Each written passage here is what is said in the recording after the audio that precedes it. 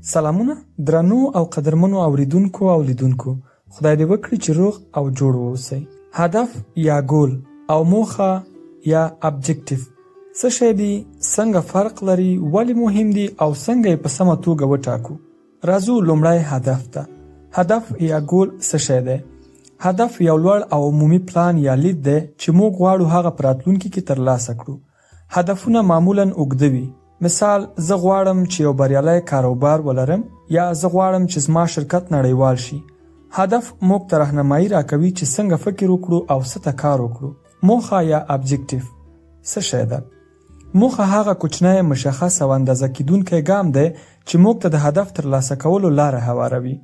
موخې معمولاً لنډمهاله وي، لکه زه غواړم په دغه میاشت کې 100 محصولات وپلورم. د راتلونکي 3 میاشتو لپاره د فیسبوک له لارې 500 نوي پیرودونکي پیدا کړم. موخه موږ ته عمل ته د تګ لار ښایي. د هدف او موخې اهمیت په څه کې دی؟ هدف او موخه دواړه د کاروبار لپاره نقشه جوړوي. که هدف نه وي نو تاسو نه پوهیږئ چې چیرې روان یاست. که موخه نه وي نو تاسو نه پوهیږئ چې څنګه هلته ورسیږئ. هدف او موخه دواړه د مدیریت، پلان جوړونې او پرمختګ لپاره ضروری دي. د هدف او موخې ترمنځ توپیر: هدف اوږدمهاله وي بلکې موخه لنډمهاله وي. هدف عمومي او لوی لید وي بلکې موخه مشخص او عملیاتي ګامونه وي. هدف الهام بخښونکی وي بلکې موخه اندازه کیدونکې او واضحه وي. هدف مثلا زه غواړم یو نړیوال شرکت ولرم. موخه هره میاشت 500 محصولات وپلورم. نو دغه د هدف او موخې ترمنځ توپیرونه دي. بل څنګه سمارټ موخې وټاکو؟ سمارټ یو نړیوال چوکاټ دی چې له 5 تورو څخه جوړ شوی. اس معنا سپیسیفیک، مشخص.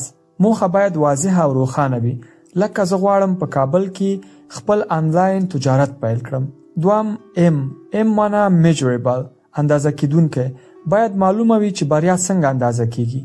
مثلا په میاشت کې زه باید 100 زده کوونکي پیدا کړم.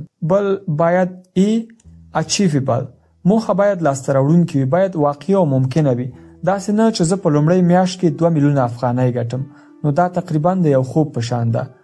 بل ریلیونټ، موخه باید اړونده وي، د هدف سره باید مستقیمه رابطه ولري.